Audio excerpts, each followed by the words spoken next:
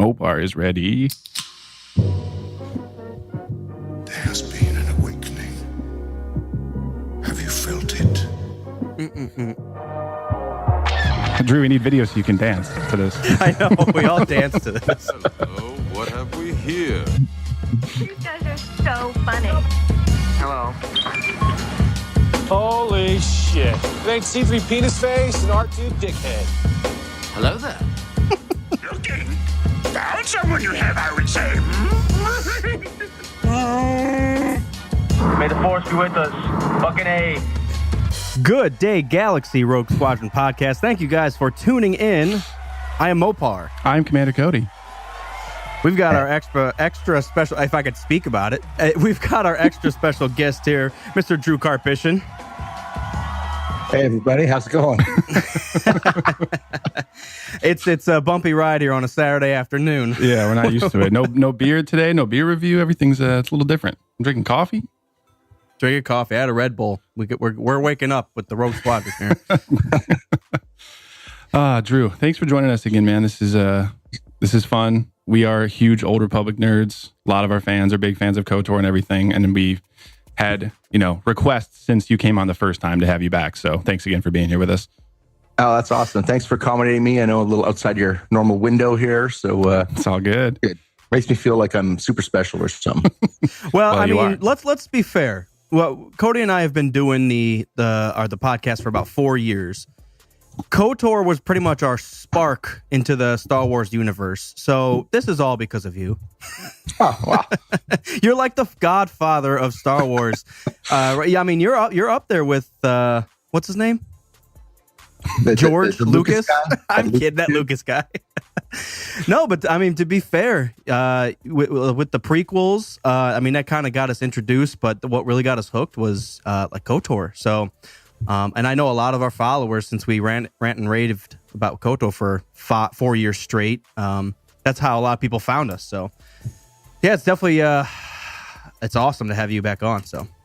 No, I appreciate that. Yeah, I was pretty lucky to get into that Old Republic time era right when we were starting out, and with the work at BioWare, which I'm very proud of what I did there. But I always like to remind people, like, it wasn't just me, other writers, other people involved. Sure. But and that led to the Darth Bane novels. So I kind of became the Old Republic guy for a while, which was pretty cool. They're starting to branch out a little bit into that with some other people, but most of the stuff with the Old Republic has kind of been pushed to the side for a little while as Disney refocuses on the current stuff. So I guess I still am sort of the main Old Republic guy for now. See, now my perfect picture of the future would be, since Rian Johnson has his own trilogy coming up, is that one day Disney calls you up and says, sit down with Rian and let's do an Old Republic trilogy.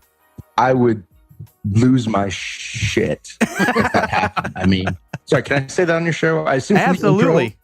From the intro that would be fine. Yes, we are very raunchy. And that is part of the reason we put that intro in there. It's like, hey, get ready. Mm-hmm. Yeah, that would blow my mind. It's funny because I get people asking me, well, why haven't you done this? Why haven't you given them a script? I'm like, you don't realize how small a fish I am in the Star Wars movie pond. Like, there's like Star Wars games, Star Wars books, and then there's Star Wars movies, and it's a whole other level of, a whole other level of stuff. And they are like, Drew who? What? I don't know that dude. I'm like, okay, fine. That's a good humility lesson right there. Who am I really? Mm-hmm. No, I hear you. And I don't know where they're going to take it, because they've been keeping it pretty close to the cuff as far as original trilogy characters and all this. So we've seen The Force Awakens. Mm-hmm. They still have Han. It's all about finding Luke. And then we go back and see Rogue One, and it's still in that era. And I'm like, when are they going to branch out? Or if and when they do, where? Like, what timeline are they going to do? So I think the door's starting to creak open, and it's getting wider and wider open. I think a lot of it will depend on how well the Solo movie does. I mean, it's still in that era, but it is, again, like a, prequel sort of, before the original films. I actually don't know the numbers on Rogue One compared to, like, say, Force Awakens or Last Jedi. I don't know which of those, if they saw a bigger audience for, say, Force Awakens than Last Jedi, then they'd be less inclined to do some of the older stuff like Rogue One with characters that aren't involved in, the original trilogy.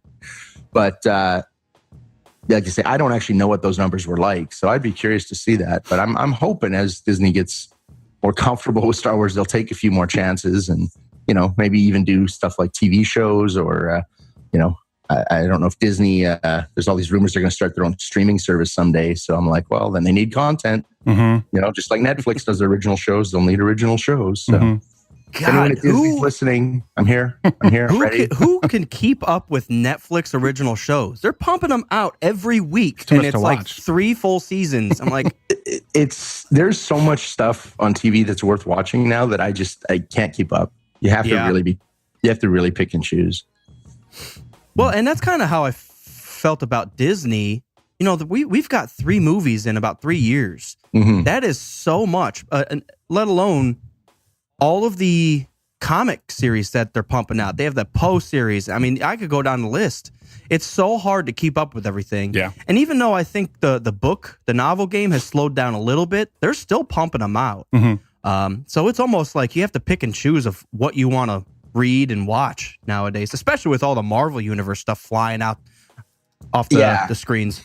Yeah, I mean, with the company that owns as much or as many different IPs as Disney, I mean, there's so much going on, but they're still churning stuff out. Let me ask you guys this, because someone asked me this. Do you think it makes it less special? Like, does the excitement for the different movies go down? Like the Solo movie, it's like, okay, this is the 4th movie in 4 years.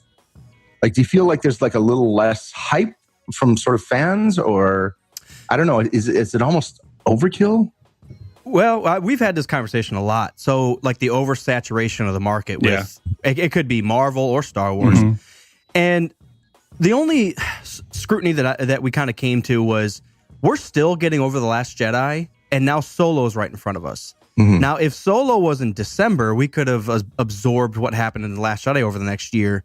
But with Solo being right here, until we saw like 3 trailers, we weren't really hyped about it. It's like, okay, we know. It was weird because, okay, they killed off Solo, and then what do they do right after that? Let's do a Solo movie. It's like, we just got rid of him. We just got rid of him, and now you're doing him again. Yeah. Well, and that's part of the problem. Well, not problem, but one of the things I find is, you've got a storyline in your head. So, like, the storyline's been running through The Force Awakens and then through The Last Jedi, and, the pieces are moving and things are coming together, and you're like, what's going to happen next? And then they're like, oh, here's another movie that has nothing to do with that, but it's still Star Wars. And so I'm kind of like, it's hard to reconcile sort of those 2 storylines in my head. Like if they were separate TV series, I wouldn't jump back and forth like this. I would watch one to the end, and then I would watch like standalone episodes or something like that. But yeah, I feel like maybe they're distracting my focus a little bit when they do this. I don't want to be too critical because I do love Star Wars, and I like to see Star Wars, movies. But yeah, I'm not 100% sure if their business model is trying to grab too much too quickly at maybe a little bit at the expense of sort of the building mythology of the franchise. The hype, the theories that float around. The theories are 99% of Star Wars. You watch a movie and then everybody sits there for a year and yells at each other about what could or can't happen. Yeah, for 2 years. Yeah. I remember, and this was a little different time, but when Empire came out, I was still in school, and I saw it in the theaters, and there was like fights on the playground of people who were like, Darth Vader's not Luke's father. Spoiler, people. Darth Vader's not Luke's father. And other people were like, no, he isn't. People were like, no, he's lying. And like, there was like actual fights between our like 10-year-old selves about whether it was true or not. And, and then that really wasn't resolved to the satisfaction of these 10-year-old children until Return of the Jedi came out. But now, like, you can be having debates about stuff you saw in The Last Jedi, and then this other movie comes out, and that becomes sort of the focus of the conversation. When Solo comes out, we're not going to be talking about it as much, and then you kind of got to restart that hype machine, the theories, kind of get back into it after Solo. Yeah. I kind of actually like that the main saga stuff is spread out far enough. Like they can distract me a little bit with Rogue One. it's cool that it ties into 4, but it in itself is not like the hugest story that I really have to like digest. It was more of a fun movie, like right to the point. You can watch it by itself and get the full picture. Like those are kind of cool to have in between this main story that we're going to get. And then whenever Ryan's trilogy comes out or whoever's trilogy is next, you have an overarching storyline, and in between are all these, you know, fun distractions like Solo and Rogue One and everything. Yeah, I'm okay with it. Though I think it was ballsy for Disney to do non-trilogy movies. Yeah. I mean, just think about it. That's all Star Wars is. It's trilogies. And they continue to build those trilogies with Last Jedi and the sequel trilogy here. Mm-hmm. But I absolutely loved the Last Jedi or Rogue One. So I'm okay with it. I'm not going to sit here and be like, oh, that's too much, even though I loved it all. Right. Like, what? It's too much content that I'm obsessed with and I want to watch 14 times and buy all the toys for. It's too much. Yeah. If there's anything, it's just like too much for my wallet to handle. Having to buy these lines of toys that come out all the time and novels and comics and everything else. Yeah, for me, I felt like with Rogue One, I almost felt like I didn't get a chance to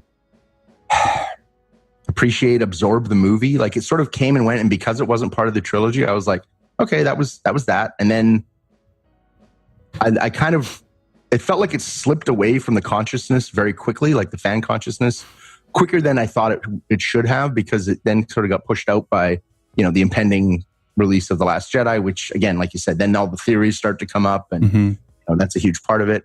And it sort of felt like Rogue One just kind of got pushed away. But you're right to some degree in that it was just sort of a, you know, fun action movie. Fun. I don't know if fun, everyone dies. But right. We all had a blast. Spoiler, everybody. Spoiler. But yeah, I mean, so I don't know. For me, I think that was part of where I first noticed it. Was for me, it felt like Rogue One. If it had been like after this trilogy and they had waited like 2 years, I think it would have been a huge deal. And as it was, it kind of came and went, and I was like, it didn't feel like an event in the same way that it should have. Like it was the first Star Wars movie that was like not tied in with, I mean, it was tied in, but not using like the original characters, kind of set, you know, before the Star Wars we knew from the films, which as someone who's written Old Republic, very exciting for me. I was like, oh, awesome. They're going in this timeline. And maybe that's it. Maybe I wanted it to be a bigger deal. Maybe I was waiting for that to be such a huge deal that they would like come knocking on my door and be like, everyone loves these older movies. We need this. We're getting there. Timeline. I think we're getting there once they get more comfortable with doing something totally off the cuff. Like, they have to kind of make Rogue One. Yes, it's a spinoff, but they tied it very closely to Force. So we still have X-Wings and TIE Fighters and Bail Organa and Mon Mothma. Everybody's there.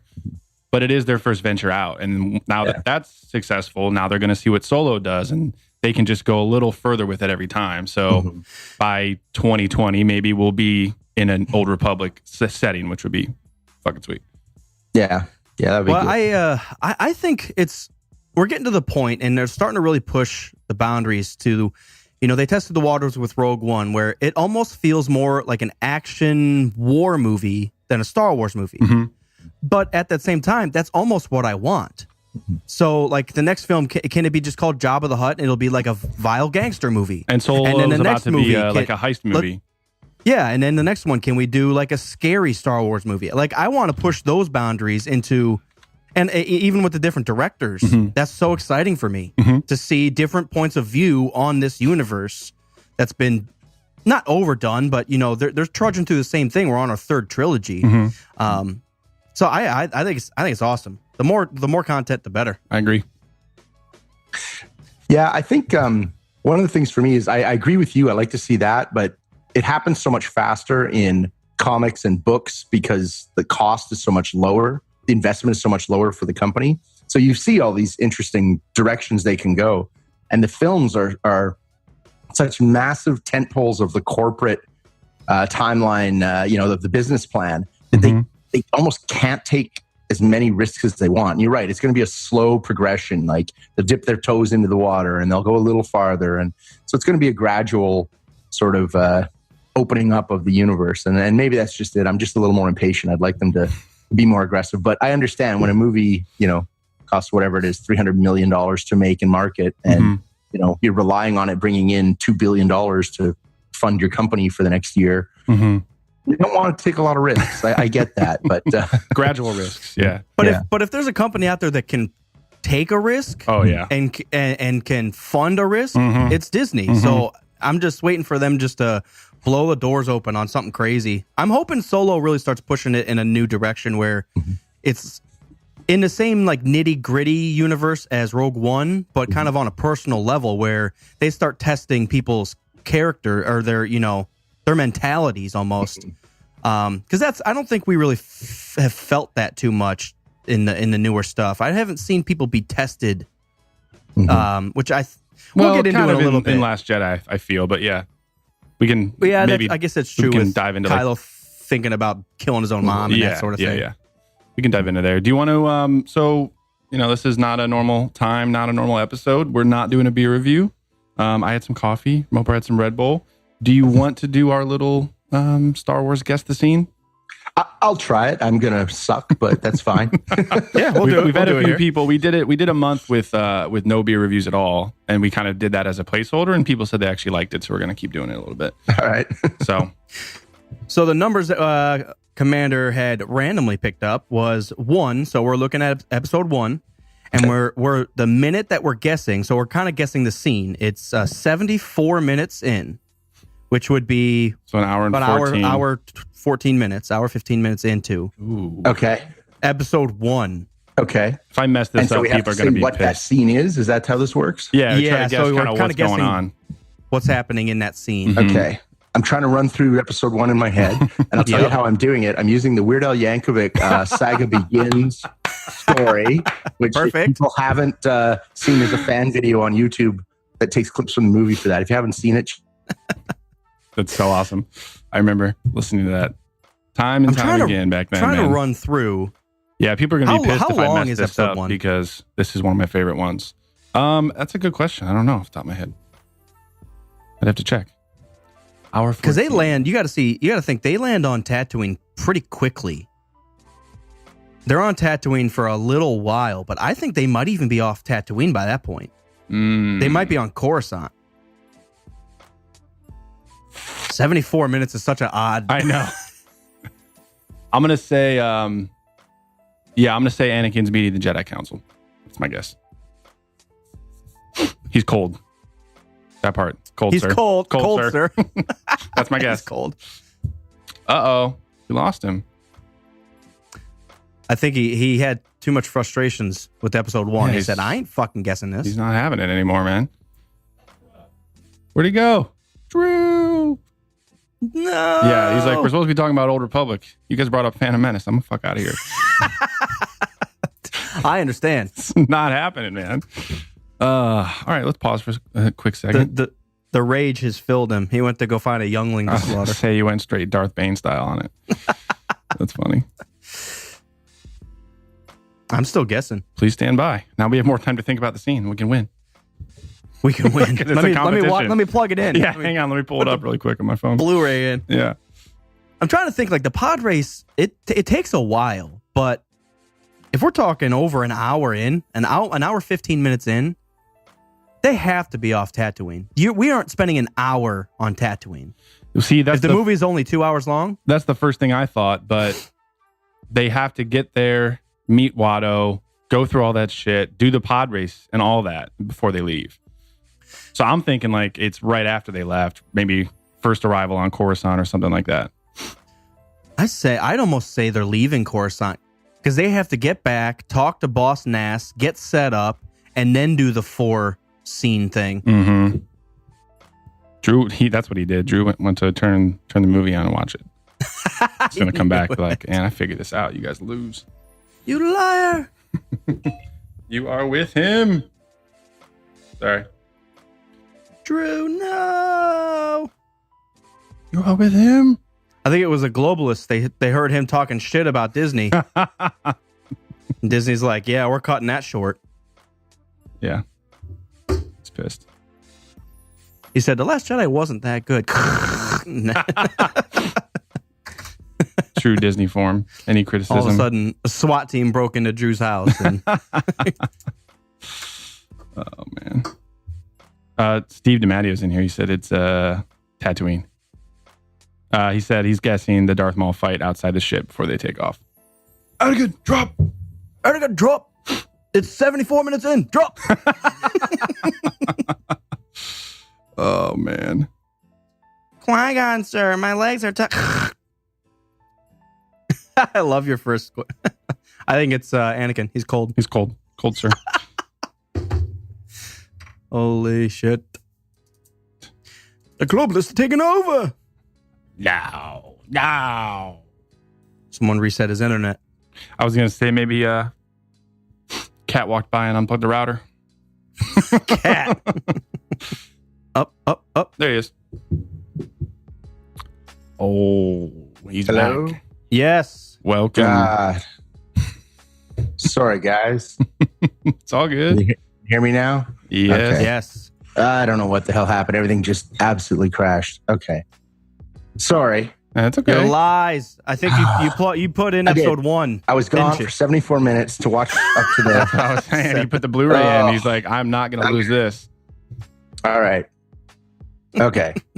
Yeah, I don't know what the hell happened. I had to reboot my whole freaking computer, but okay. Oh, it's all good. So I'm here. All right. Where were we? Were we still trying to decide on the scene? Did you guys figure it out or not yet? Not yet. Not yet. Okay. I am guessing that they're leaving Coruscant to go back to Naboo. To go After Oh shit. That's I was thinking it was when he's talking to the Jedi Masters and they were like, we're not going to train him.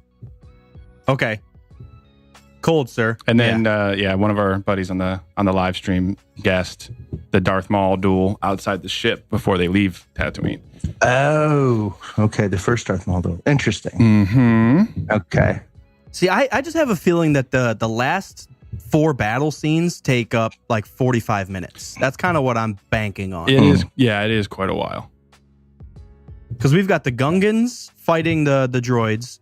We've got the palace run with the Queen. Mm-hmm. We've got Maul versus the Jedi, and then we've got Anakin in the starship. Right. So I feel like between bouncing back and forth, that has to be like 45 minutes. When that movie came out, sorry, side note, one of the guys I worked with is a man named James Olin, who was very instrumental in BioWare and the creation of BioWare and huge Star Wars fan. He said it was really interesting because he said if you look at the first 4 movies, the first Star Wars movie, New Hope, ends with one big battle scene, and it's the death run, the run against the Death Star. Mm-hmm. Then he's like Empire had 2 because it was the space battle and then Luke and Vader. And he's like Jedi had 3 because it was the space battle, Luke and Vader, and on the planet's surface trying to take out the thing. And then he's like, and there was 4 in Phantom Menace with, like, well, you just listed all 4. And he's like, so is there going to be 5 in the next movie? I was like, I don't think that's sustainable, but I just found it interesting that he noticed that specifically. Sorry. Although I wouldn't put it past George to try something like that. It's like, Revenge of the Sith, like the Jedi are taking over, someone's getting slaughtered, Order 66 is happening, the wars are going on, all that stuff. Obi-Wan's in the bar, drinking. Getting death sticks. Drinking away his sorrows. Are you ready? All right. Let's do it. We were all wrong. Oh. Is it the pod race? No, it's after that. Anakin is gathering all of his shit to leave. Oh. To say goodbye to his mom. God. Okay. So way earlier than we thought. Yeah, I was pushing a the boundaries. long time before they get to him, I guess. Yeah, it's a while before he even shows up, and then it's another long while before they get to Coruscant too. Mm-hmm.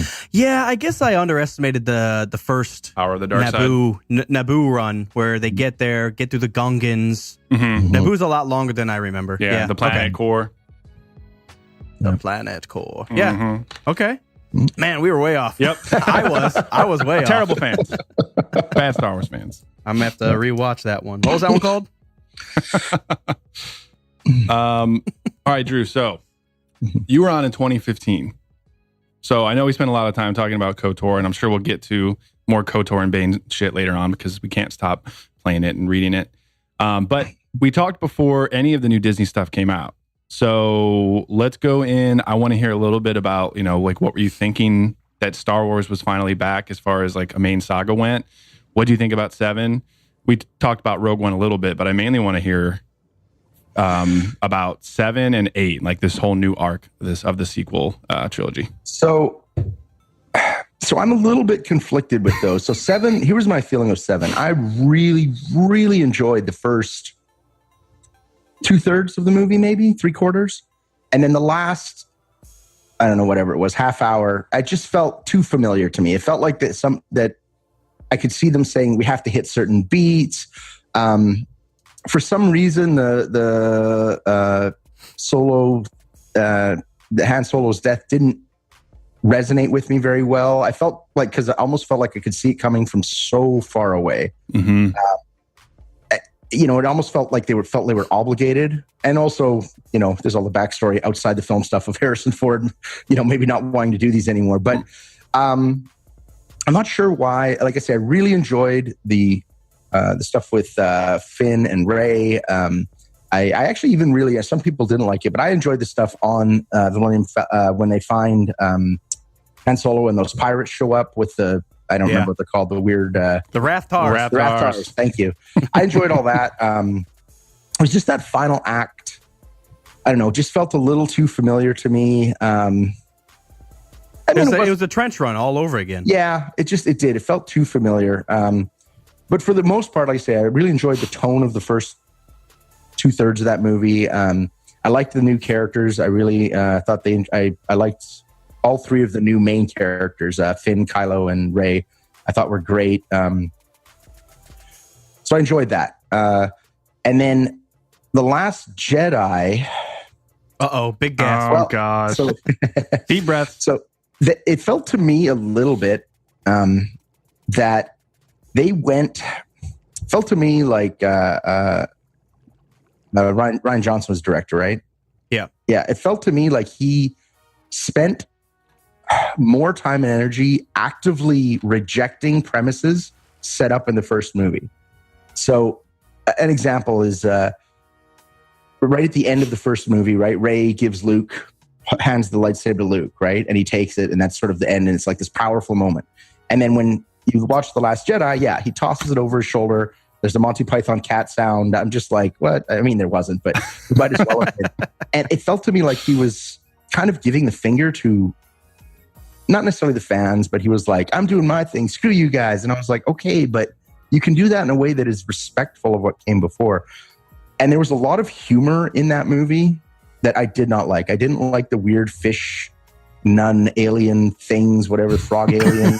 The fish nun alien thing. Yeah, whatever. I'm writing that down. It really changed for me what happened with Luke. Like, to me, it was like Luke is on this isolated island by himself, a meditative retreat. He's distanced himself from the world. I'm like, oh no, wait, he's got a bunch of servants who do his laundry. Oh, he's at a resort. He's on vacation. Well, that totally changes what his character is. Like, it totally changes what he's done. It's not this sort of sad, lonely, desperate thing. It's like, oh yeah, he's chilling. He's got a Mai Tai. He's drinking blue milk right from the teat. I'm like, so I wasn't a fan of that. And I'll be honest, I thought they introduced too many new characters too quickly. I felt like Finn's storyline kind of got absorbed into all the stuff with, oh my God, with Rose. Mm-hmm. It felt like they wanted more characters in there, and I get it. You want more characters, but it felt like they didn't give the focus that I wanted on the characters that I wanted, the characters that I knew, the characters that I was familiar with. I did feel there was a little too much going on in that movie. Some of the stuff I really liked. I loved the Rashomon style, different, here's what happened, here's Luke's version, here's Kylo's version, here's the truth of that whole, like, what sort of turned him dark. I really enjoyed that. I thought that was really interesting. As a storyteller, I love seeing those kinds of things, like, revisiting a scene in different ways and seeing how it happened. So there was a lot of good stuff in the movie, but it was hard for me to see past a lot of the things that just annoyed me, that I was like, I don't know why you did that. And it really distracted me from a lot of what I wanted to enjoy in the movie. So that was my take on it. That was pretty much spot on with like our first viewing. We felt pretty much that same way. We walked out and we're like, he just like shit on everybody's theories, like on purpose, and tried to make jokes, but they didn't work. And what the hell happened? And why is Rose? And why are they on horses? And why is Rose? That's the name of the game. Why is Rose? Yeah, why is she? Yeah. Why is she? That whole plot line just That was bad. I mean, I've heard people make the argument that like it shows that like failure is the ongoing theme. And I'm like, okay, but you still didn't have to show me that plot line. Like it was kind of characters I didn't care about on a world I didn't care about, doing stuff I didn't care about. And thank God they saved the horses, but left the slave children behind. Because, that's what's important. I was just like, really?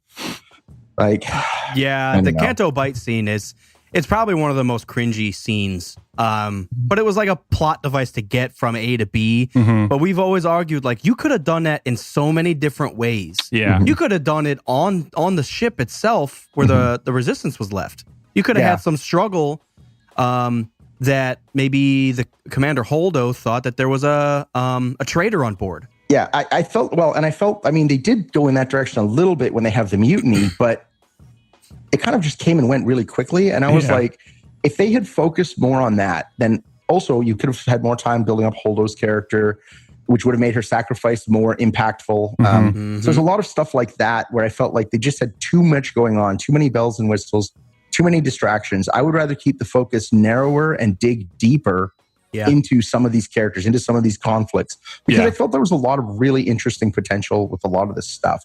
And some of it I felt went unfulfilled.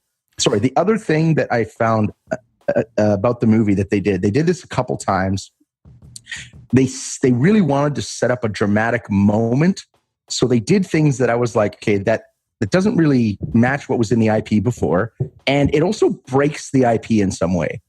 So the first one that wasn't as bad was the bombing run right at the start where I believe it's Rose's sister dies, where she goes to activate the bombing thing. And I'm like, why would you make a bomber where you have to literally physically go to the space to, like, why can't you do that from the cockpit? That is just beyond dumb.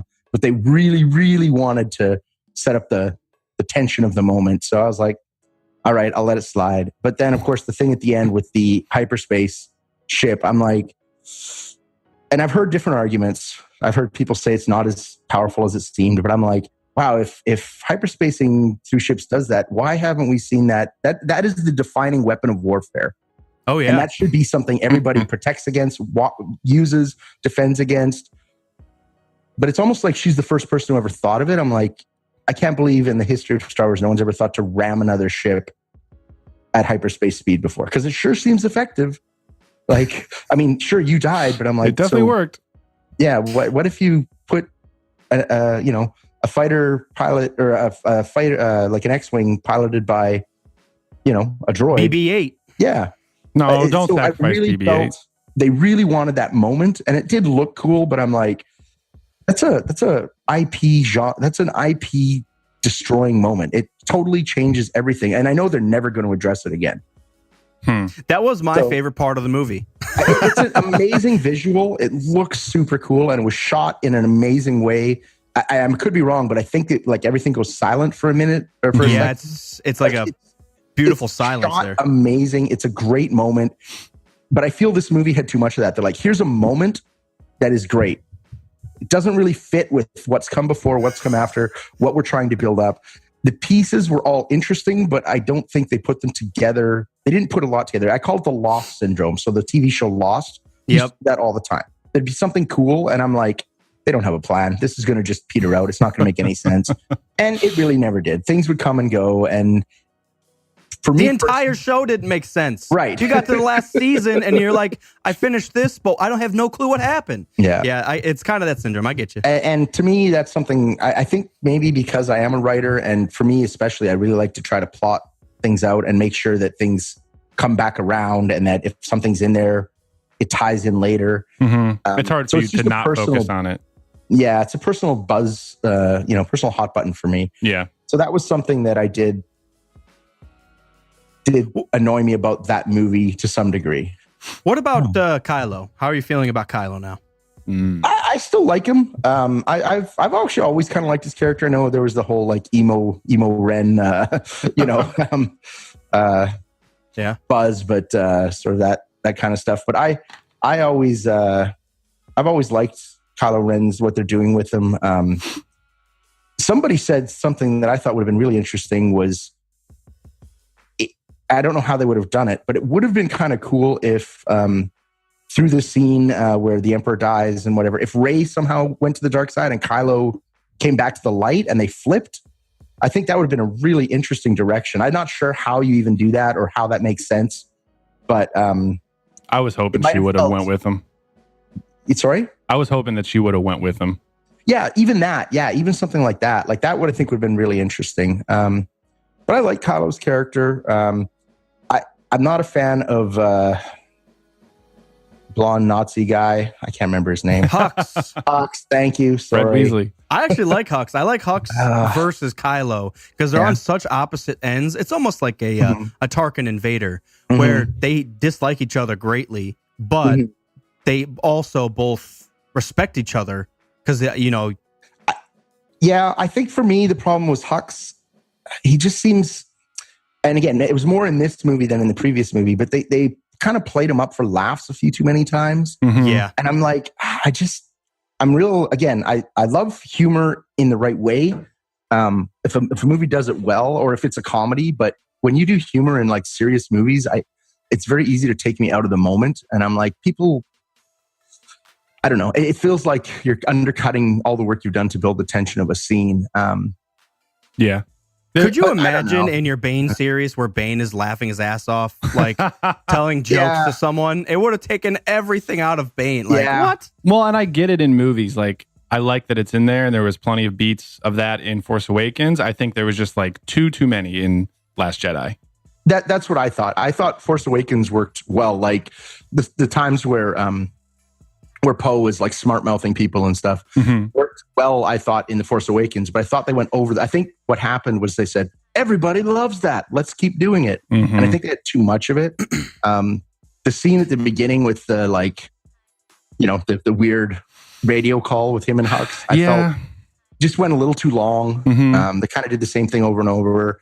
And again, it made me think of Hux. I'm just like, you know what Tarkin would have done? Tarkin would have said, kill him. Yeah. That would have ended. That scene would have been 8 seconds long and Poe would be dead. Yeah. As soon as he got on the call, Tarkin would be like, blast that shit.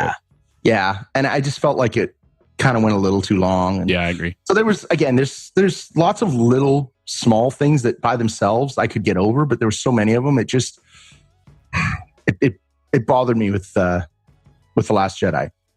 It's interesting that you say that because like you said, there's like key climaxes in this movie where it's just like, look at this scene, but the build up to it is so bad in certain aspects, like just like you were talking about, where they take out a dreadnought that the lead up to is like a prank call from Poe to and I'm like, this is not a good way to first off start the movie.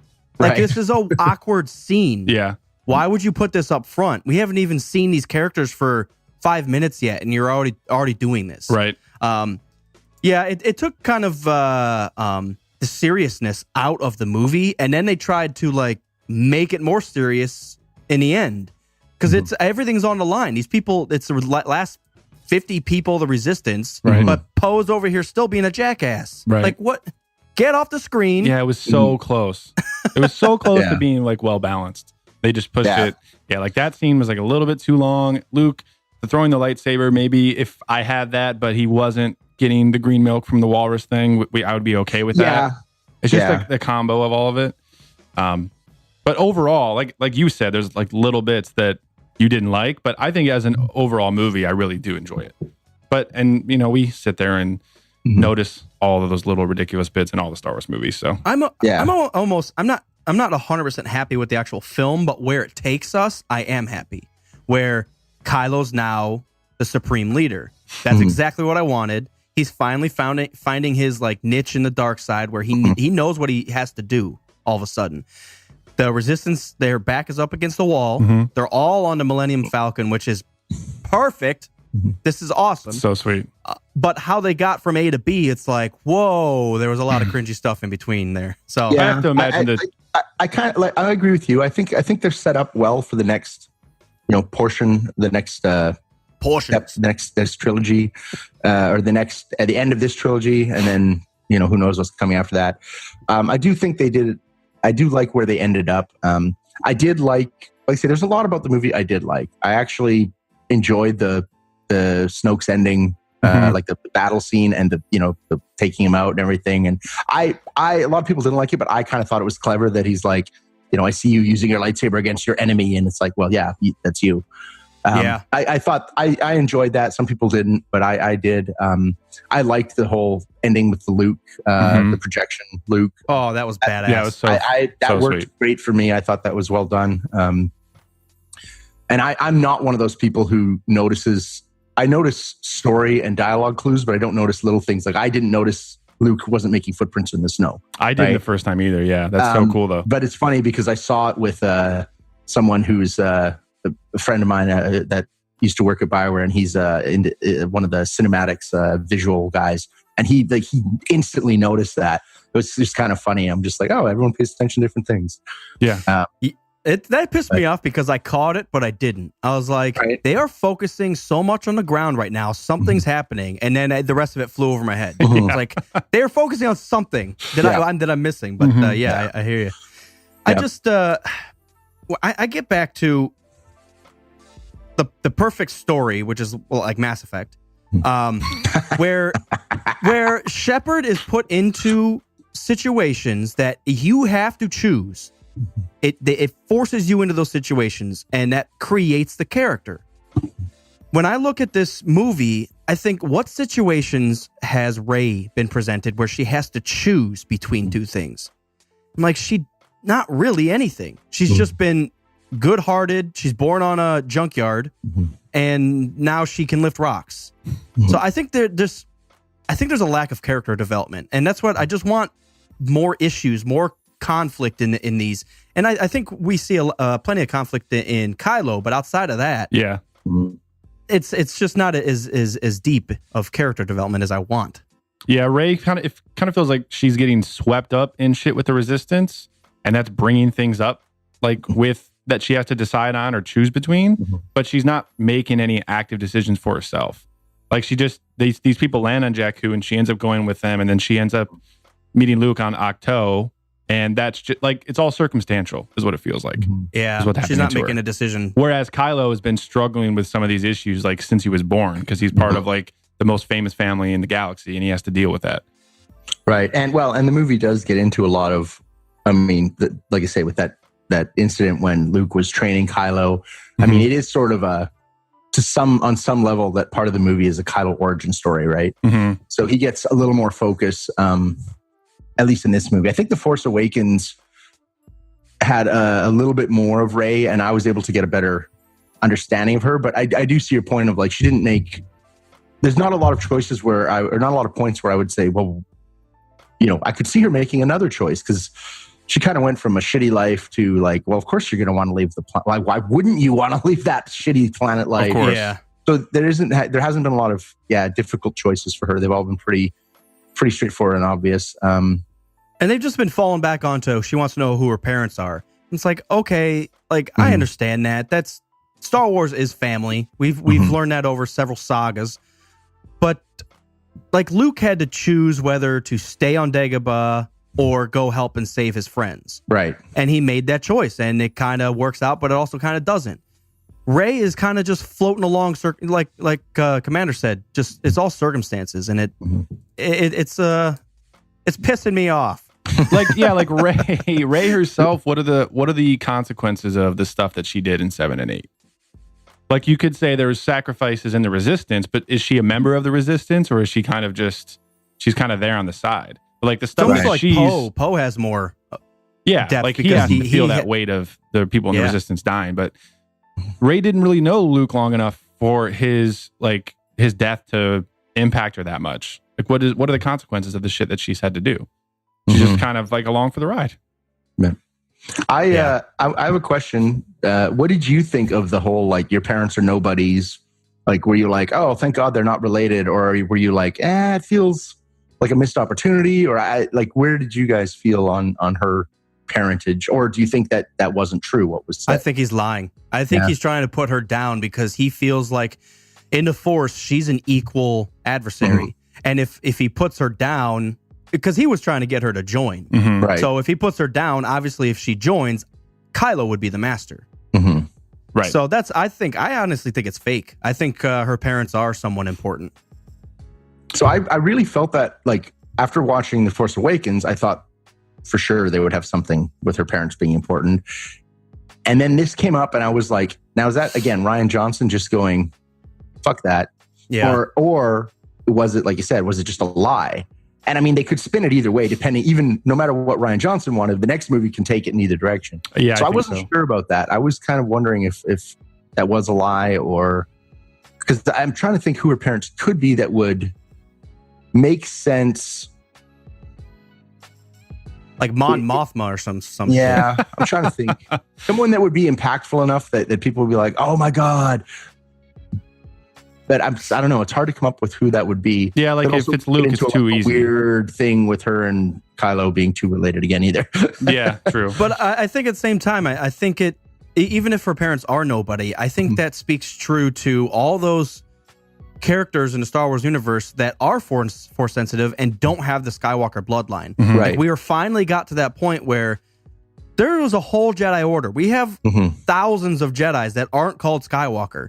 Let's talk about other people that aren't from that bloodline and that are maybe from nowhere. Like, oh my God, is she from Mace Windu's bloodline? It was Mace like up there just pounding Tang across the galaxy, and she's like one of his illegitimate children. That would be so awesome. Or Obi-Wan, he could have done some drunken stupor on Tatooine. Yeah, nice. One bender. And long evening after hanging out at the cantina, just ended up with somebody. Bought a slave from Watto if he's still around.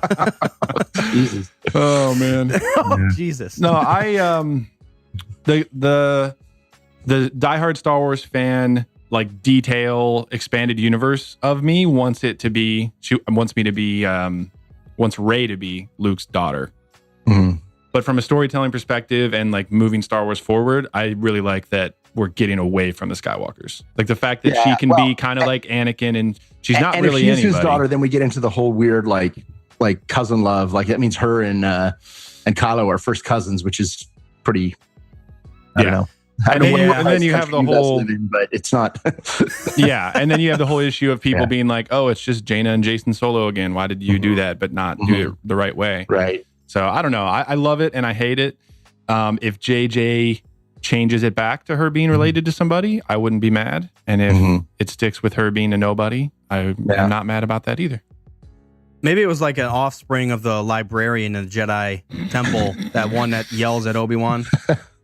Your planet doesn't exist. I know everything here. That's now. What about her. Snoke? Kind of not, not having a backstory, or like no, he's just sort of a generic bad guy now. Like there's a lot of like, who is he? Where did he come from? And they're kind of like, doesn't matter. Like, are you guys okay with that? Does it bother you? That's what happened in the original trilogy. No one knew anything about the Emperor. He's the Emperor, yeah. See, it didn't bother me. I know a lot of people were upset by it. I thought it was fine. I was like, he's a giant, scary, weird bad guy. I mean, he's a means to an end for Kylo. I mean, the story's about Kylo and Rey. Yeah. He's a means to an end for them to get what they need. I was mad about it the first time just because I wanted to learn more about him, not because it didn't fit the story, just because I was wanting to go in and be like, "Who's Snoke? Give me a little bit of info." Right. But looking back now, it's fine. Yeah, I'm cool with it. I think that's where I was too. I think that was one of the events in The Last Jedi that I was okay with. That the fact that they killed off Snoke was so interesting to me, and it wasn't a toss of the lightsaber over the shoulder. I didn't think that really affected anything. I think it was passing the torch on to Kylo and kind of moving it forward. Yeah. As opposed to Ryan, like you said, shitting on all of our theories. I thought that was the one that made sense to me. Like it legitimizes Kylo. It puts Kylo in the position that he needs to be. So by doing that, I don't think it took anything away from the story, but it was also did pretty. I mean, they definitely built up the scene. It was a big dramatic scene. Had a big battle after. Like there was a lot. It wasn't like a moment that just came and went. Right? They actually spent some time on it. It matters to the characters. Like you said, it's really sort of a Kylo character arc, but they did spend the time with it. They did the groundwork. They made sure it had impact. So yeah, I was good with that too. I was just curious. I know some people were really bothered by that, and I was kind of like, it actually worked for me. So I have a feeling that every single one of my theories was wrong. So I hate the movie. Right.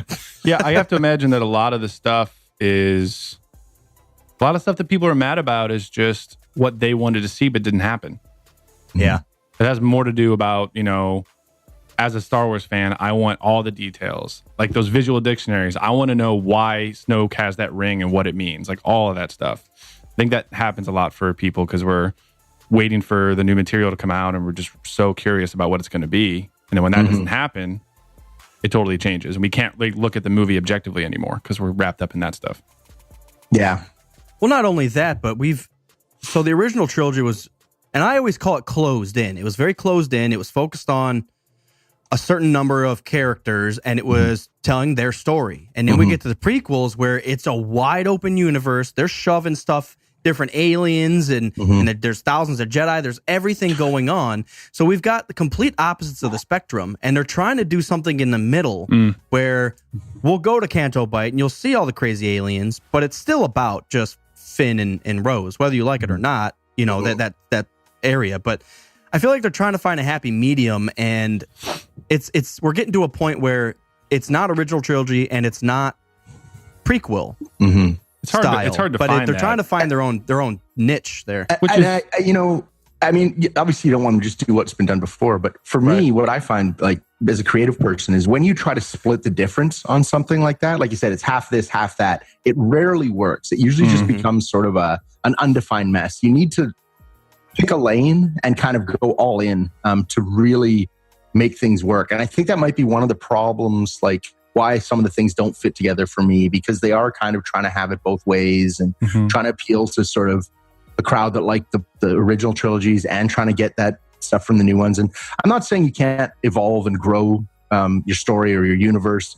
I'm not saying you can't change the way you tell things, but it does feel like you said they're doing a little bit from column A, a little bit from column B, and maybe it's not kind of the best mix. And like I say, it takes time. If we look back on the original trilogy as a whole, that's 9 to 10 years of, maybe even a little longer than that. It's like 9 years of work.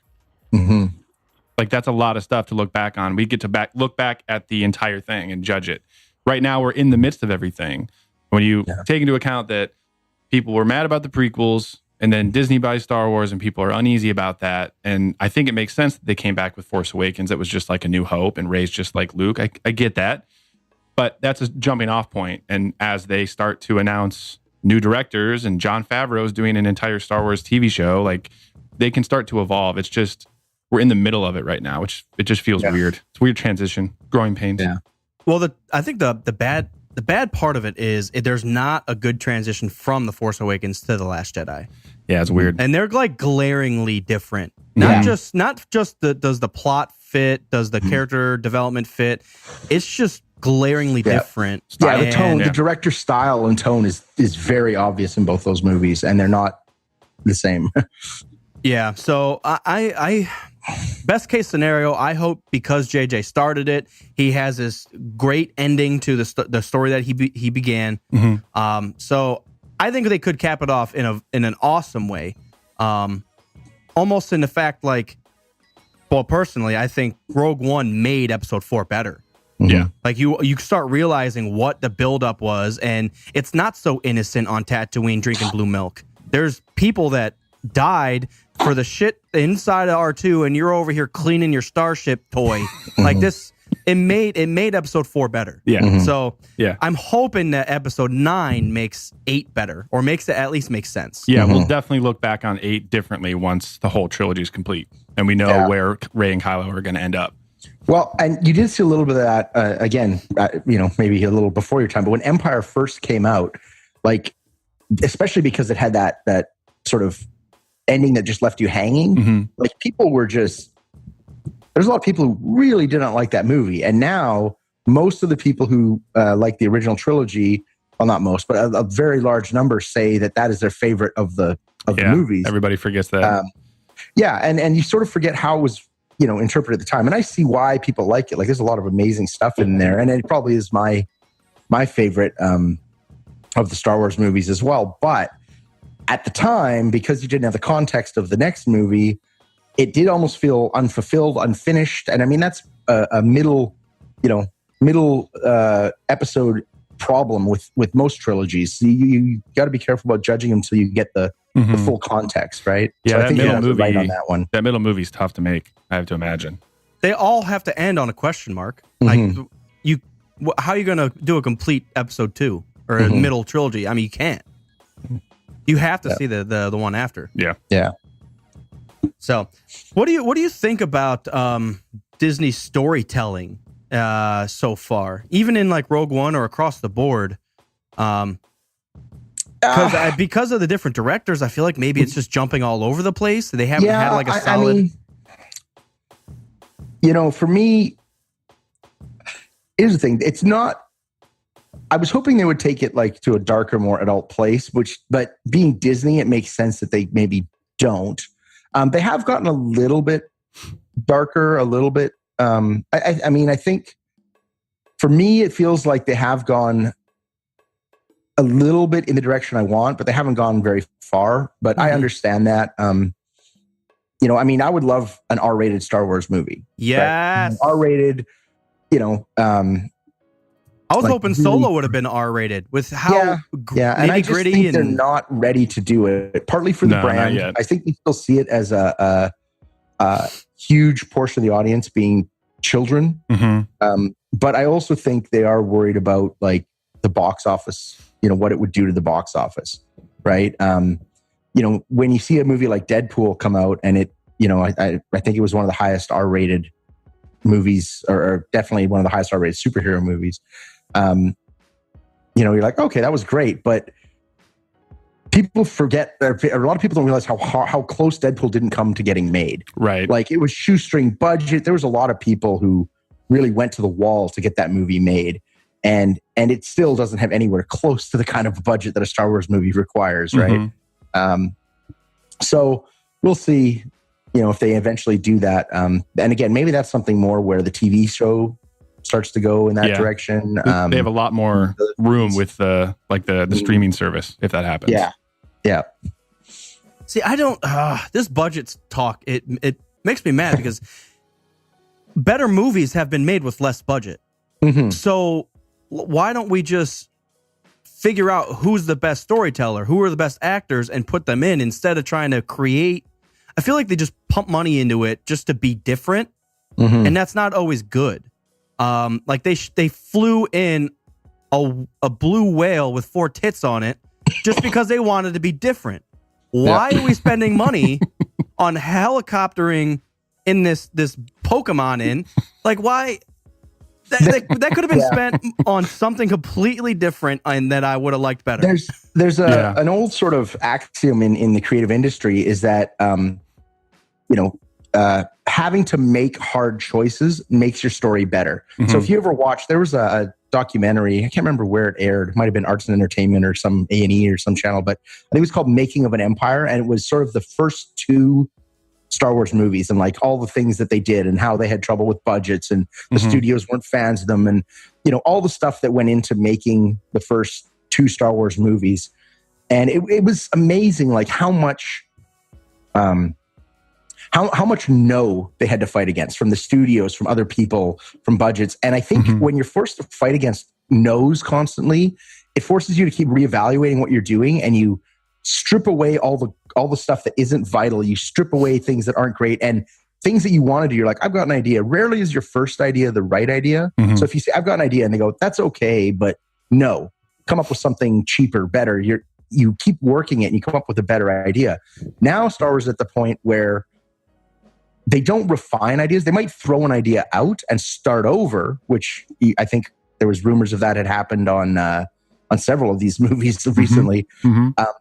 But they don't kind of just limit and constrict the creative vision and force you to kind of rework it and tighten it and rework it because they know it's going to make money, because they got these guys in who want carte blanche. And I do think it does make it harder to make a great movie. When you have an unlimited budget and you can do anything, it's hard to work with that as a creator when they're like, yeah, you can literally do anything you want and no one will say no. And you kind of just start going off in too many different directions, which I feel is one of the problems of especially of the Last Jedi. Yeah. I feel if they had, had a limited budget, they would have cut out a lot of stuff in my mind, they would have cut out the stuff I don't want. I think so Now, too. whether that's true or not, but yeah, especially watching the bonus features on the Blu-ray, I get that sense too. And it's unfortunate how much work and time and creation went into Canto Bight, and that's, you know, overall the most hated part of the movie. Mhm. You know, yeah, it's just unfortunate. And like you said, I wonder if they told Ryan he has, you know, $150 million less in the budget, then you just kind of have to work around it. yeah. Or did he create Canto Bight because he had another 150? That's what I mean. He could make different aliens and just push the boundaries. Right. So he did it because he could. Which so much potential in that scene too. That's unfortunate.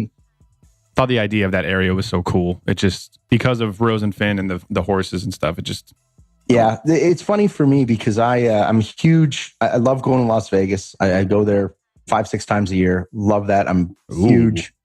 Yeah, I love going there. I love gambling and games of chance and poker. And I'm actually the guy who came up with all the rules and everything for Pazak and the KotOR. That's awesome. That's so yeah, cool. they were like, "Hey, you want to do a Star Wars version of Blackjack?" I'm like, yes, I do. So when I heard that, like, oh, they're going to Casino World, I was like, oh my God, this is going to be fucking amazing. But it, like you said, it really was my least favorite part of the when a drunken grasshopper is throwing coins around, I'm like, all right, you lost me. Like, this is let's get back to like conflict. And I feel like it was awkward for me, where that entire scene was about builders or entrepreneurs selling to the good guys and the bad. Like, that was what the whole thing was supposed to be. There were so many cool ways that I could come up with that would make that work and make that better outside of what happened. Yeah. And I'm a jackass. They've done entire movies about like the morality of being an arms dealer, right? Yeah. Like there's what was the God of War with Nicolas Cage. There was the one with Jonah Hill and Miles Teller. I can't remember what it was called. But I mean, like, that's a whole thing of like it's a murky morality. Like, you're like, look, we just make the weapons. We're not the bad guys. But you're like, well, but you kind of are. You're helping. On the other hand, where are the rebels getting their weapons? They're getting it from these guys too. So if they weren't giving it to the rebels, maybe resistance are they called now? Yeah. That's what I mean. Terrorists. Yeah. So it's like if they weren't giving them the money or the weapons, then maybe the First Order would have already conquered the galaxy. So you're like, you could get into there's a lot of murky gray morality you can explore. And they really made it out as like, they're just complete evil people who deserve evilness. And I felt Rose's opinion of them was really, really childish and simplistic. I was like, I don't think you are looking at this in the way the real world works. Like it kind of bothered me. And, you know, if that was her starting opinion and they go through stuff that changes it and she understands that there are necessary evils in the world and you may not like something, but you sometimes need to work with people who make you uncomfortable because the alternative is worse. Yeah. I'm like, that's an interesting storyline. Yeah. That's not what they did. Yeah, I think there's a lot of that, what you said, childish opinion, where it's just, this is what I know as the way the world works, so this is the way it works. And that's what it is. That's why I'm in the resistance, just because that's just, you know, the way I was brought up or whatever. And getting those opinions in there that really make you think about it, like coming to those situations, like Kylo Ren, that's why I love him, is it's not just, oh, okay, I'm with Snoke now, I'm in the First Order. He's not there because he just decided randomly to switch sides. It's about what he's been struggling with, what he's been doing, his history with his family. Like, there's a lot of really tough stuff he has to go through, and he has to ask himself and answer with himself, which I like, because I feel like a lot of the Star Wars stuff that we have gotten is very like, it's good guys and bad guys. That's why I like Anakin's arc in the prequels. Like, it's deeper than just, here's the rebels, they're the good guys. Here's the Empire, they're the bad guys, and they're going to duke it out, and then the good guys are always going to win. It's like, I think the sequel trilogy has the potential to bring us more, like, deeper questions, harder stuff to deal with. If they focus on that and stop going, you know, Canto Bight and Walrus Tits with it. Now that you say that, Snoke kind of pisses me off, because no, it's just like, so why is he evil? Pisses you off, or his death pisses you off? But why is he evil? We don't know yet. We'll figure it out. He doesn't have a motive. We'll figure it out in a comic or something. Well, that's the or issue. Or a book. Is it? I don't know. I've never had a problem with someone who wants to like rule the galaxy. I'm like, yeah, I would want to. Everyone wants to rule the galaxy. Some people are just willing to do the nasty things to do it. I mean, most of us aren't, and he is. Some people are sociopaths, and they usually end up being leaders. But like we always argue whether or not the Emperor thinks he's bad or not. Like, does the Emperor actually think if he kills all the Jedi, the galaxy would be better off? It's like the Hitler. Hitler didn't think he was evil. Hitler thought he was doing the right thing.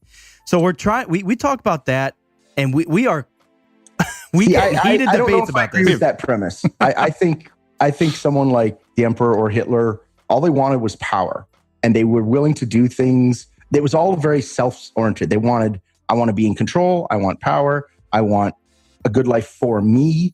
I want things the way I want them. And I think if you said to them, well, do you think it's good for the people who suffer? They'd be like, no, but fuck those people.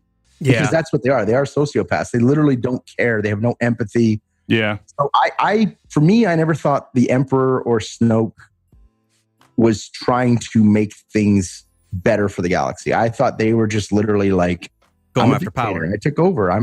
It's all about me. I want whatever I want. Like, I want my selfish needs fulfilled, whether it's, a harem of slaves, whether it's money, power, whether it's influence. Now, can you say the same thing about Vader? Because I think Vader thought he was doing what's best for the galaxy. To a point, and then he hit like a threshold or something and just went over the cliff with it. Yeah, I think his story would have been, and I mean, this is kind of what I try to do with the Bane novels too, is his intentions initially were good, and they sort of get corrupted. You start going down a certain path, and at some point you've gone so far, you don't even realize that you've like you say, you've gone over the edge, you've gone beyond the point of no return. And when that realization hits, you kind of either have to embrace it and say, all right, I guess this is what I am now. And embrace that, or you have to basically say, I'm going to try to undo everything I did. So in my head, when I was working on Darth Bane, I was like, this is the alternate fork of what happened to Vader. Like, Vader kind of went down the road, and at some point he goes all in, but then of course he has the redemption at the end. And I was like, well, Darth Bane isn't getting a redemption. He's going all in, and he's staying on the dark side, and which is good to see. We don't need a redemption for everybody. That's why I'm wondering what they're going to do with Kylo Ren. If he's turning back, if he's getting killed, if he's going to win. Mm-hmm. I guess that hinges on if they're going to do a 10, 11, and 12 also. Yeah. Well, I just... I lost my certain point of view over here. I think it would be refreshing if he didn't end up with a redemption. Yeah, I think so too. Just because it's what everyone's expecting. Yeah. Mm-hmm. I think even in the Bane, because if you look at Bane from a certain point of view, he probably killed more Sith than any other person in the Star Wars universe. So are you still going to put the evil label on Darth Bane when he has pretty much cleared the galaxy of evil? Right. I mean, from a certain point of view, I can see that. I mean, that was one of the things with that series where I had to make sure that a lot of the time he was doing, he was in conflict with people you didn't mind getting killed. Now, there are certain moments in certain parts where certain characters are more heroic and noble that get taken out. But I was trying to make sure that, like, yes, the people he's in combat with are just as bad, if not worse than him, because otherwise it's hard to generate sympathy for a character. So yeah, the argument is, he maybe did more to eliminate the dark side's influence over the galaxy than anybody. Does that make him the greatest hero of our time? It's like, right. I say yes. He's like the greatest hero and villain all at the same time. He's like Revan. Yes. I definitely have a type, I guess, right? Right. No, and I love the fact that Bane learns what a true Sith is from Revan, kind of that idea of the rule of two, and then takes it to an absolute, and then that continues into the movies. Like the fact that Yoda in episode 1 says there's always two, a master and apprentice, is like, is this like not the biggest applause for what you created? Like, I know it was before, but you played off that so well and made it like, oh yeah, it leads into it. Like, clearly Darth Bane happened. Yeah. One of the things for me, and my interpretation is one of the reasons things went badly for the Emperor was he kind of went away from that. Mm-hmm. right? He started bringing in Darth Maul and Dooku and Asajj. Dooku. Yeah, he was kind of, and then even with Vader, he was like, he had Vader, and then he was like, well, maybe I can get Luke on my side as well. Mm-hmm. And then I know there's a moment where he tells Luke to kill Vader, but he's working with Vader to bring Luke in. I'm like, this is what Bane was talking about. You don't want 2 against 1. Like, it's going to go poorly for you. And then if you go into the expanded universe, into the books and stuff like that, I mean, he was violating the rule of 2 left, right, and center. It was all over the place. So in my opinion, I'm like, yeah, that's sort of where he started to lose his way, right? He didn't stay true to the original teachings. Mm-hmm. So you're saying the Emperor died because he didn't follow your rules? Yeah. If you listen to Drew, Sheev. Come on, Sheev. Fine. Step up your game, Sheev. I like that a lot. Yeah, but now the question off of that is, would he have been able to actually like take over and run an empire if it was just him and Vader?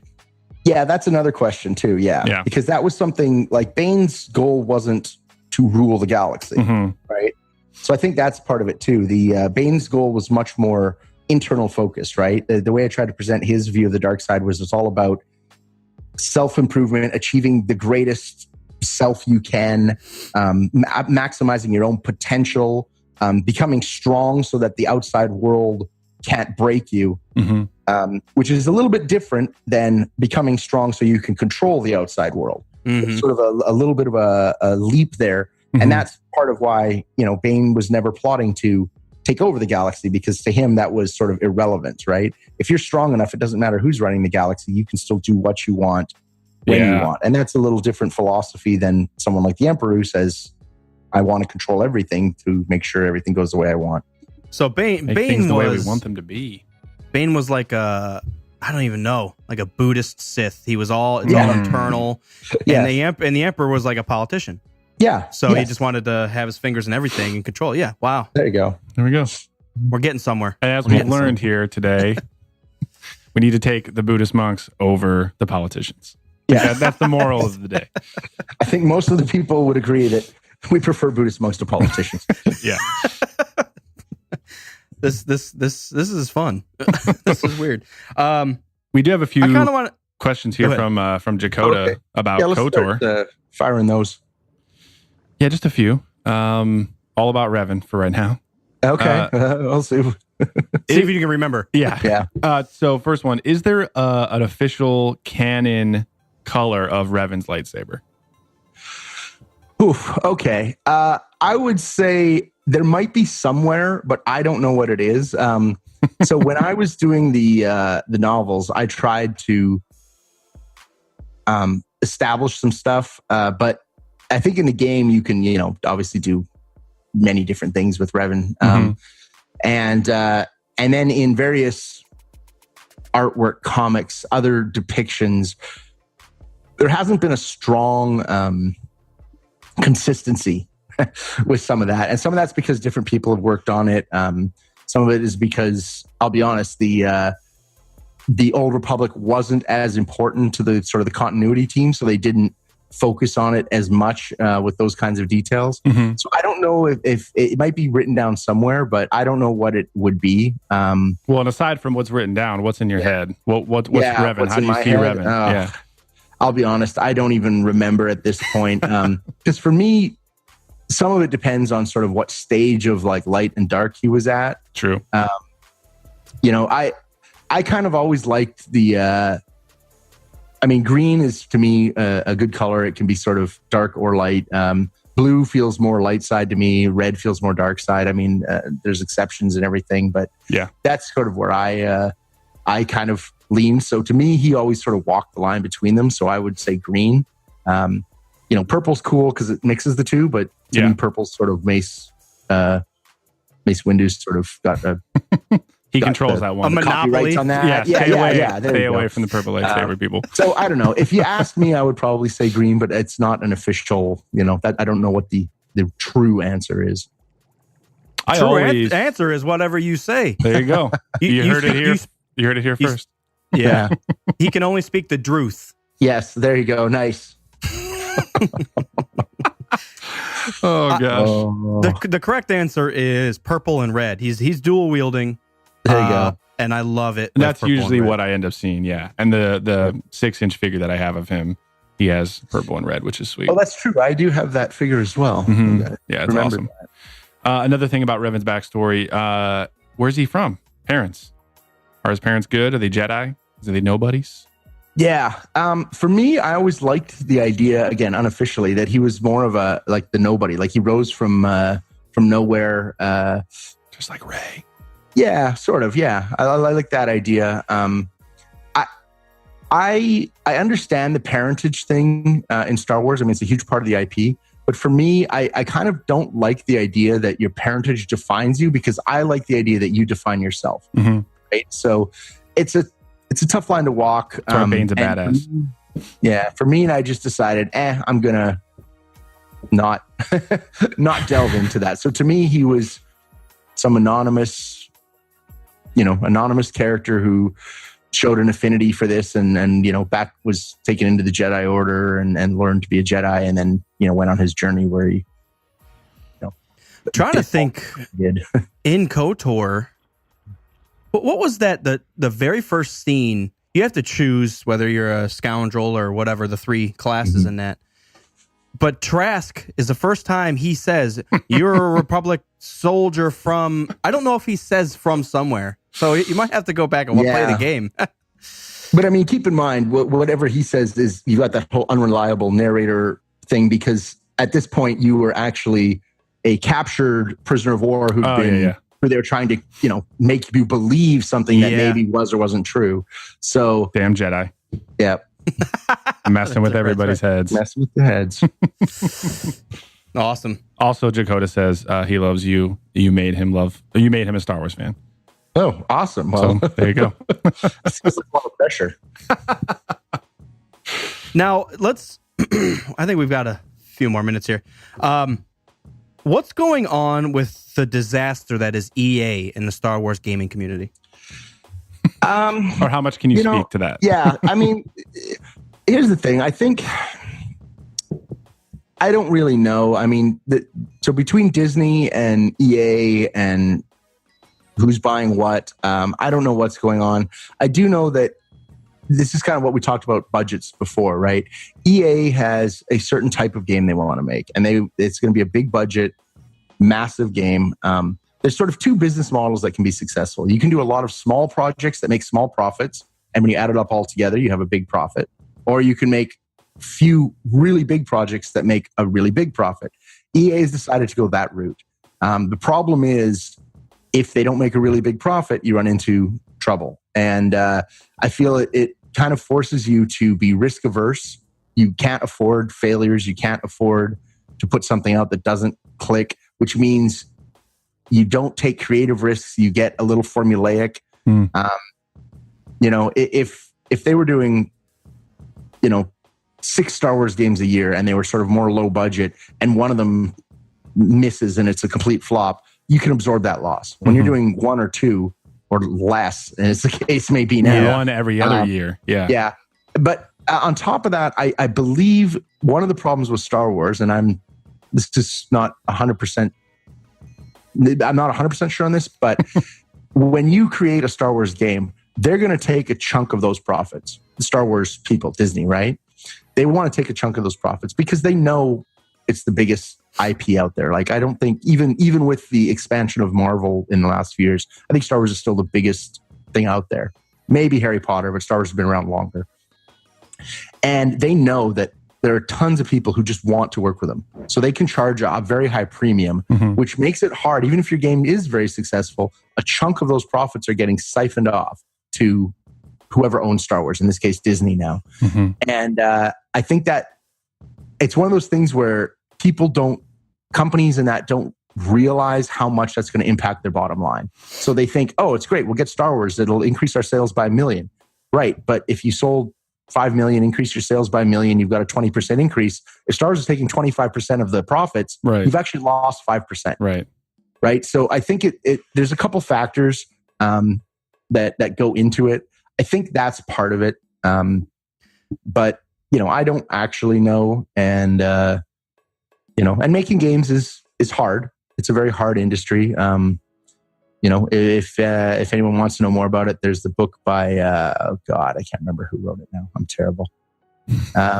One of the sort of games reporters, but he just did a thing. I think it's called "Making Games is Hard" or something like that. Okay, that fits. But it's just sort of all the things that can go wrong, and when you get 100 people working on a project together, and you've got the studio that's making it, plus EA has to approve everything, plus Star Wars has to approve everything. There's a lot of levels of communication that can fall apart. Yeah. I'm just, it's been such a lackluster thing because, so the two games that have come out are Battlefront and Battlefront 2. So it was essentially, they're the same game. I'm going to sit there and say they're the same game. They have taken out storytelling out of, the career is not good in either of those games. So why are they? Well, I want an RPG where I can go throughout the universe and like create my own character. Why do I have to go back to KotOR to 2003 to do this? Like, yeah, they are missing on so many aspects, and the story writing and storytelling in the new games has been almost not there. But even the parts that are there, they kind of like skim over just to get you to play different characters. Yeah. So they're swinging and missing hard on these games. While they're probably still selling because they are beautiful games and they're decently fun to play.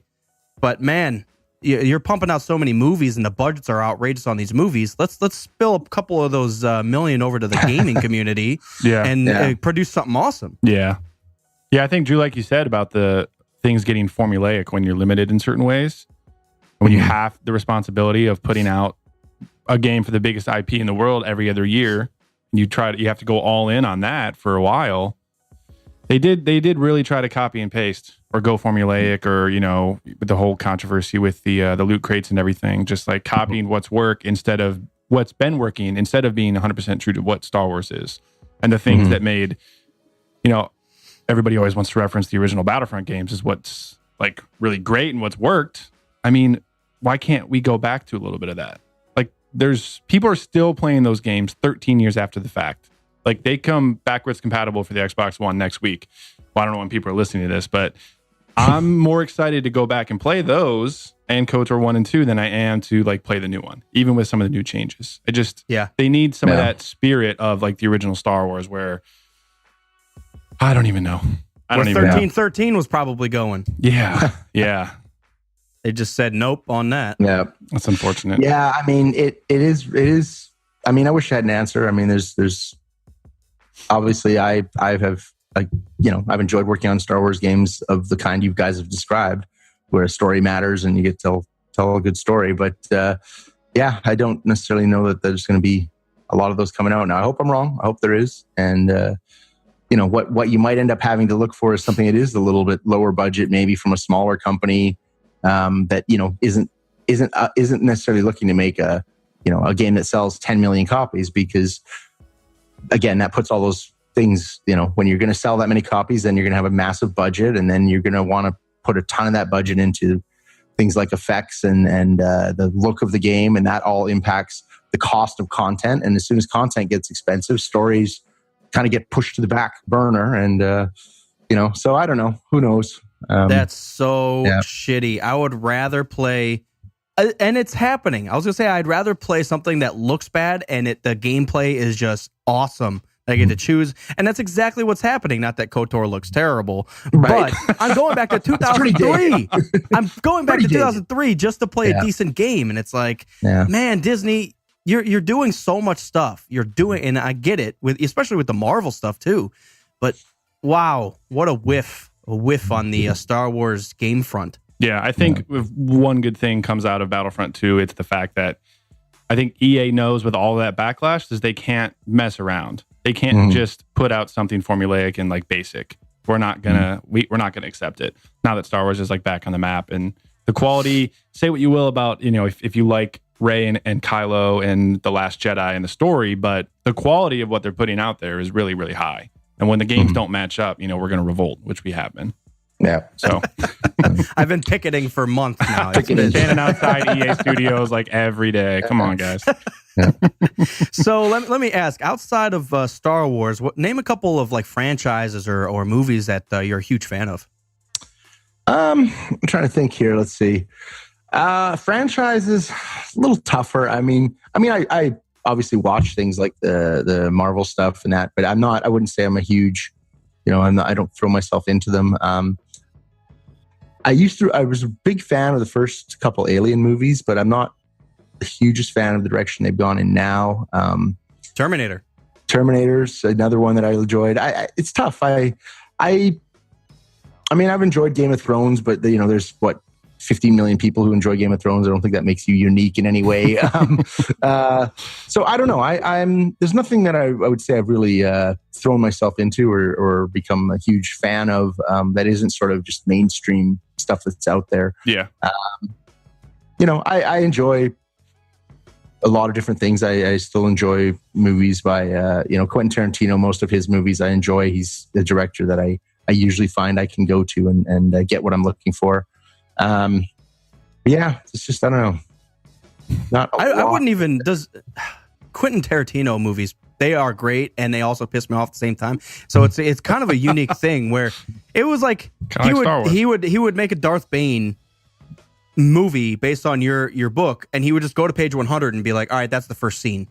And then we'll go to page 1 a half hour later, and you're like, wait a second, what is happening over here? Just because you put the time and date on the text at the bottom of the screen before it happens doesn't make it everything perfect. But no, his movies are fun. Have you seen A Quiet Place yet? Actually, I loved A Quiet Place. Yes. I thought it was amazing. So I really like things that kind of go in a slightly different direction, or I wouldn't say different direction, but just that kind of feel a little different. I was very impressed with A Quiet Place. I saw it. I came out of there. I thought it was really good. Very, very unique. It was almost, and I don't want to spoil it because I don't think Commander saw it, but it was like Tremors, but with like, instead of feeling the ground, they could just hear things. It was a very unique, great movie. I mean, it's a little dated now. It's been a long time, but anything with Kevin Bacon, Tremors, really great movie. But yeah, I think both those were good movies. Annihilation is another one that came out recently that was interesting. Has some moments that just, if you like any kind of creepy horror stuff, there's a few moments in Annihilation that are amazing. But overall, I thought A Quiet Place was a better movie. I felt the story held together better, and I enjoyed it more. I'm excited to see both of those. Yeah. Sweetness. Awesome. Well, we appreciate your time here with us. Man. It's awesome to hear kind of your point of view on everything Star Wars, for obvious reasons. But they're going in such different, crazy ways that it's fun to even talk about whether it's good or bad. Right. The fact that we have Star Wars to yell about is always a good thing, I think. Yeah, very true. Yeah. So, Drew, if you want to let people know as much detail or as little detail about, you're no longer with BioWare, where you're headed now, what you're working on, or if you want to just... Yeah, I left BioWare a little while ago. I'm working on freelance stuff now. Okay. I'm still doing some game stuff here and there. It's sort of smaller scale. I can't talk too much about what I'm doing. I'm working with a company called Fogbank right now, which has some other former BioWare employees with it. We tend to congregate again. It's good. We're really focusing on story. Again, unfortunately, the way video games work, I can't say much about what we're doing right now.